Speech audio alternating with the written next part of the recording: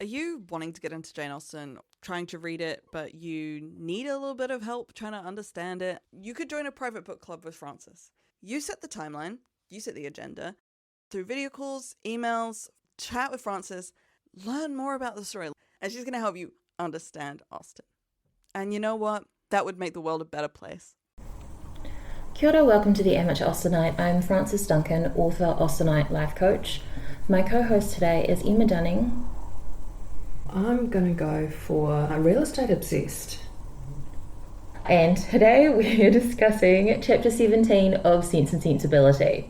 Edward's visiting at Barton Cottage. Things are a little bit weird to start off, and then there's this whole discussion about wealth and what constitutes wealth.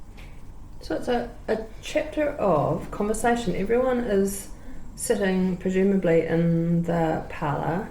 Mrs. Dashwood, Eleanor, Marianne, Edward, and even Margaret, and they are talking about the nature of life, what makes a happy life, and the nature of people, about character, about their own characters, and about character in general. It's a really interesting chapter, almost entirely made up of dialogue, but it's sort of basic underlying philosophies that reveal the characters.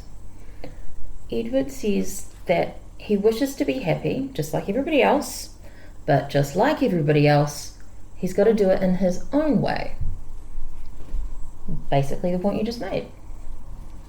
Can money buy happiness? That's an eternal question. Marianne says, what have wealth or grandeur to do with happiness? Oh, Marianne, you are so naive. But then she's busted by Eleanor, who makes the comment that Marianne's idea of the basic competence is actually quite a lot of money. It's £1,800 to £2,000, which is a lot. It's wealth, it is not competence. Marianne has, it feels like it's almost a disdain for wealth as we're talking about this. What does it have to do with happiness?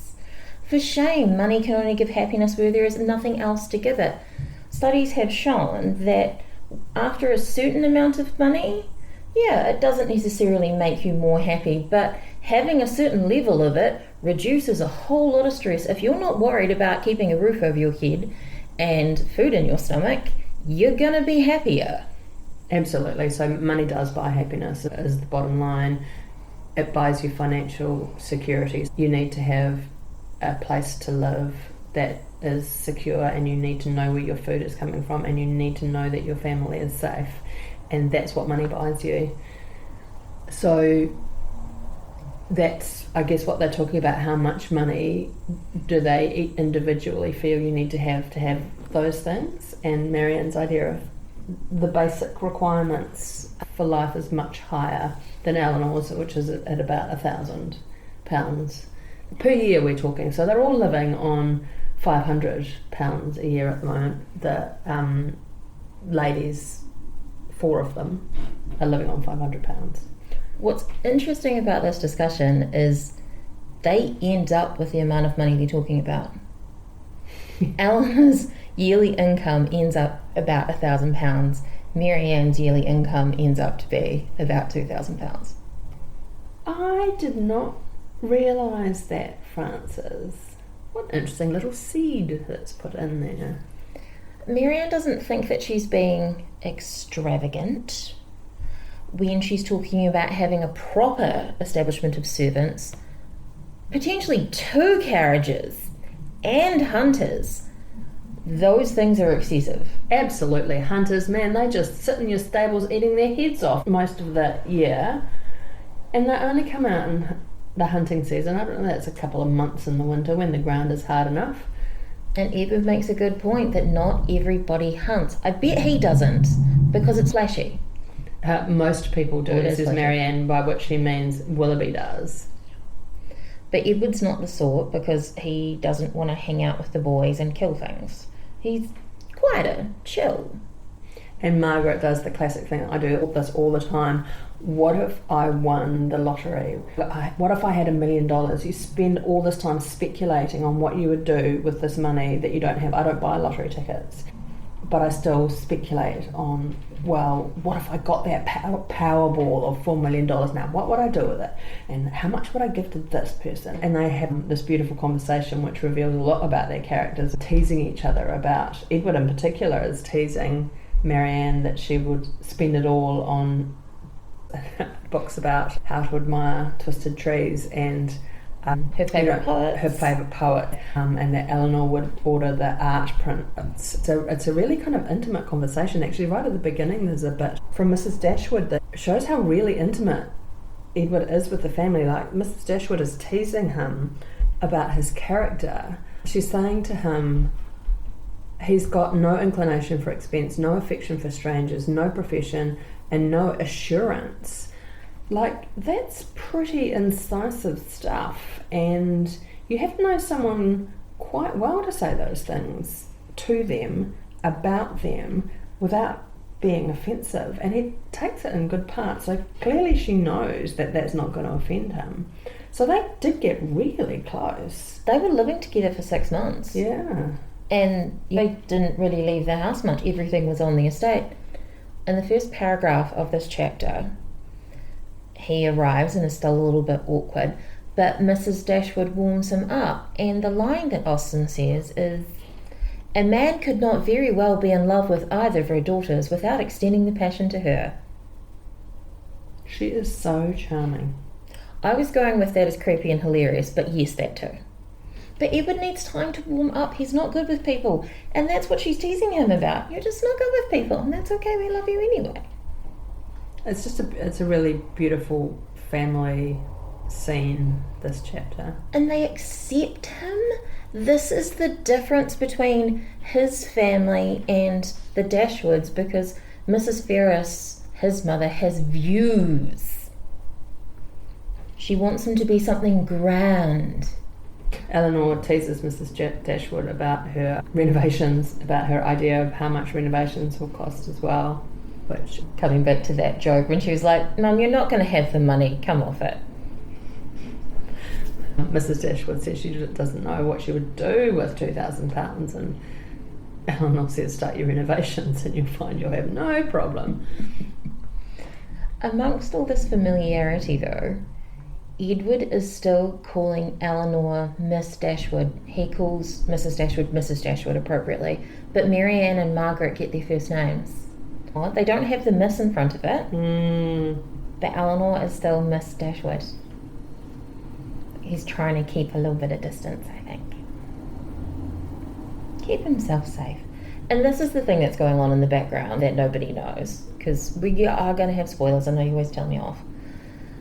Part of the reason that he's a bit uncomfortable and doesn't really know how to behave with the Dashwoods is because he's just come from seeing Lucy, and so he's got to keep in the forefront of his mind, that's the woman I'm going to marry. I can't let them think I'm going to marry Eleanor. I may be in love with her, but I can't do anything about that. Promise to somebody else. And he brings up Marianne's love of the maxim that no one can ever be in love more than once. And you gotta wonder if he's thinking about himself when he brings that up. I thought I loved Lucy. He's actually asking whether her opinions on that have changed, and Marianne hilariously, "At my time of life, opinions are tolerably fixed." Meaning that I'm so mature, I know my own mind. But of course she's 17, and 17-year-olds are known indeed for having tolerably fixed opinions, and that 17-year-olds are quite black and white thinkers, and they are very certain, and they are about to be proved wrong. Life always proves 17-year-olds wrong, and Marianne doesn't know that yet. Well, she's barely ever left home. She thinks she knows everything, and she does know the things within her small purview of the world, but there's a whole bigger world out there that she hasn't experienced. It seems like she's never been to London before. It's unlikely that they would have been. It would have been mentioned if they had. Didn't seem like the Dashwoods had a yearly trip to London for the season, and that's the biggest part of the world at this point in time if you're in the UK. But yeah, Edward notices that she's changed. He refers to her as a little more grave. And then there's a whole, oh no, she's never exactly been happy, she's just eager, and the nuance of the language, and I think some of it's because they're also words that we use differently now. Yeah, she's never been gay. Yeah. Or merry. But lively.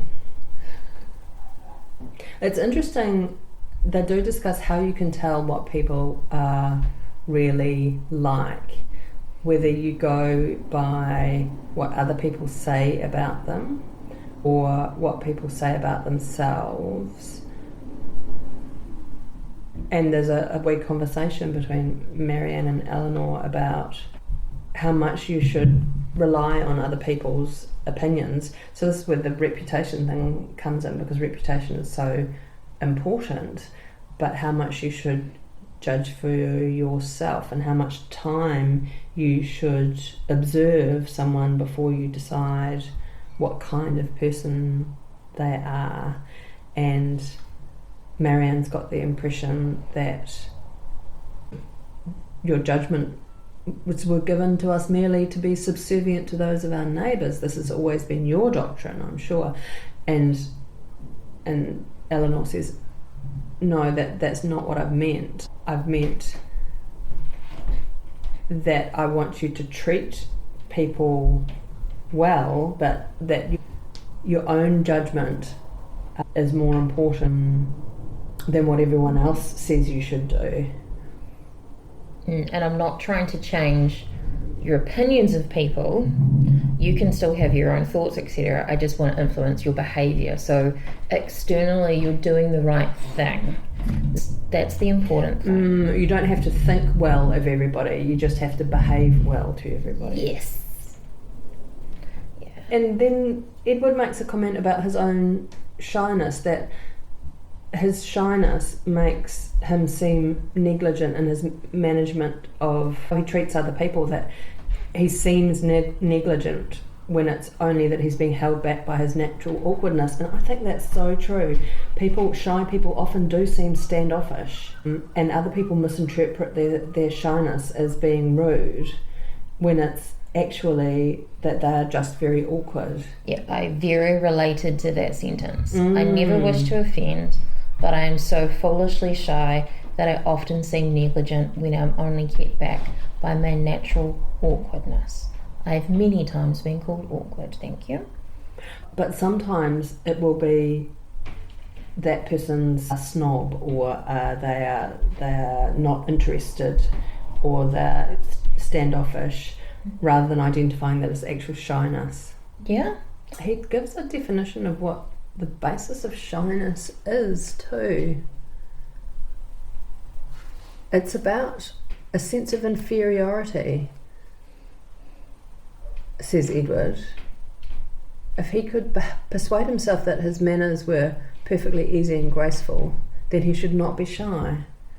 So that if you know your own worth, then you are not shy. If you believe that you are good in social situations, then you become good in social situations. But then if it goes too far that way, it becomes cockiness. And we know who's cocky. But then Marianne says he's reserved, and Edward starts. He turns red, he goes back into his shell, because reserved means you're holding something back. Because he is. He's keeping so much inside, just like Eleanor, which is why they're great partners for each other. They know how to keep things internal and not spew them out for the whole world to see and know. He has more secrets than other people because he's got the secret engagement and he's secretly in love with Eleanor. But yeah, that's why he is the way he is. So he has a guilty secret, and when he thinks that somebody might perhaps have detected or sort of stepping into that a secret exists, he's back to being silent and dull again.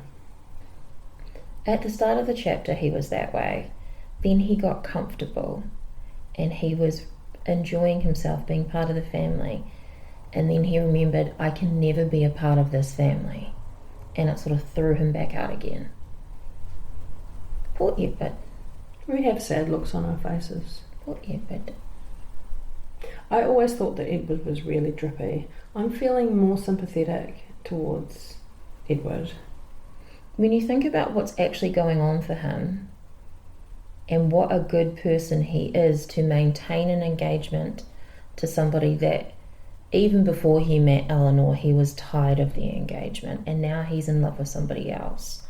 But he knows that it is the appropriate thing to maintain the engagement.